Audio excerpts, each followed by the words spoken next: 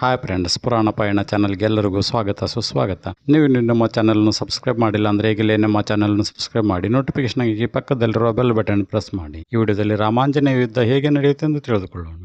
ಒಮ್ಮೆ ಕಾಶಿಯ ರಾಜ ಯಯಾತಿಯನ್ನು ಭೇಟಿಯಾಗಲು ಬ್ರಹ್ಮರ್ಷಿ ವಿಶ್ವಾಮಿತ್ರರು ಆಗಮಿಸುತ್ತಾರೆ.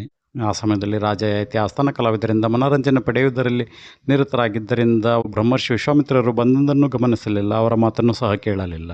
ಇದು ಬ್ರಹ್ಮರ್ಷಿ ವಿಶ್ವಾಮಿತ್ರರನ್ನು ಅವಮಾನಿಸಿತು. ಆಗ ವಿಶ್ವಾಮಿತ್ರರು ಶ್ರೀರಾಮನ ಆಸ್ಥಾನಕ್ಕೆ ಬಂದು ಶ್ರೀರಾಮನಿಗೆ ಯಯಾತಿಯ ತಪ್ಪಿಗೆ ಶಿಕ್ಷೆ ನೀಡುವಂತೆ ಕೇಳುತ್ತಾರೆ.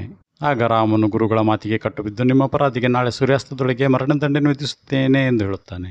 ಈ ಸುದ್ದಿ ತಿಳಿದ ರಾಜ ಯಯಾತಿ ಇನ್ನು ತನ್ನ ಸಾವು ನಿಶ್ಚಿತವೆಂದು ಚಿಂತಿತನಾಗುತ್ತಾನೆ. ಆ ಸಮಯದಲ್ಲಿ ರಾಜ ಯಯಾತಿಯನ್ನು ಭೇಟಿಯಾದ ನಾರದರು ಆಂಜನೇಯನಿಗೆ ಶರಣಾಗುವಂತೆ ಹೇಳುತ್ತಾರೆ. ನಾರದರ ಸಲಹೆಯಂತೆ ರಾಜ ಯಯಾತಿ ನೇರವಾಗಿ ಕಿಷ್ಕಿಂಧೆಗೆ ಹೋಗಿ ಆಂಜನೇಯನ ಪಾದಗಳಿಗೆ ಬೀಳುತ್ತಾನೆ.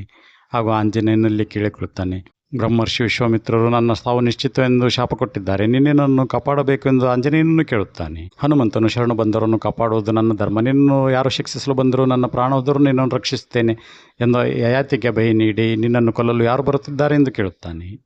ಆಗ ಯಯಾತಿಯು ಶ್ರೀರಾಮನನ್ನು ಕೊಲ್ಲಲು ಬರುತ್ತಿದ್ದಾನೆ ಎಂದು ಹೇಳುತ್ತಾನೆ. ಈ ಮಾತನ್ನು ಕೇಳಿ ಹನುಮಂತನು ಒಂದು ಕ್ಷಣ ವಿಚಲಿತನಾದರೂ ಈಗಾಗಲೇ ಮಾತು ಕೊಟ್ಟಿದ್ದರಿಂದ ಸುಮ್ಮನಾಗುತ್ತಾನೆ. ಮರುದಿನ ನದಿ ತೀರದಲ್ಲಿ ಶ್ರೀರಾಮ, ಲಕ್ಷ್ಮಣ ಮತ್ತು ವಾನರ ಸೈನ್ಯ ಯಯಾತಿಗಾಗಿ ಕಾಯುತ್ತಿರುತ್ತಾರೆ.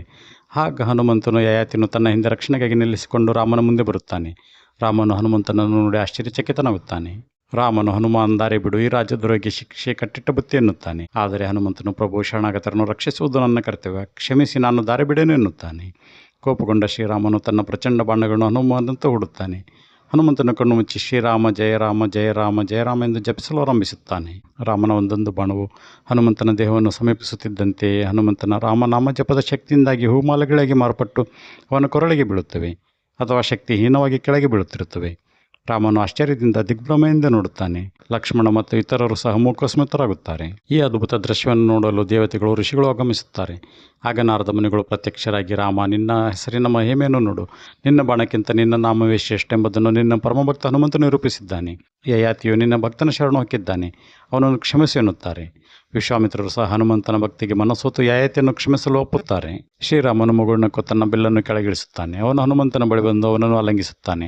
ಹನುಮಾನ್, ನಿನ್ನ ಭಕ್ತಿ ನನ್ನನ್ನು ಮೀರಿಸಿದೆ, ನೀನು ಶ್ರೇಷ್ಠ ಭಕ್ತ ಎನ್ನುತ್ತಾನೆ. ಯಯಾತಿಯು ರಾಮ ಮತ್ತು ಹನುಮಂತ ಇಬ್ಬರಿಗೂ ಸಾಷ್ಟಾಂಗ ನಮಸ್ಕಾರ ಮಾಡುತ್ತಾನೆ. ಈ ವಿಡಿಯೋ ಇಷ್ಟವಾದರೆ ಲೈಕ್ ಮಾಡಿ, ಶೇರ್ ಮಾಡಿ, ಸಬ್ಸ್ಕ್ರೈಬ್ ಮಾಡಿ.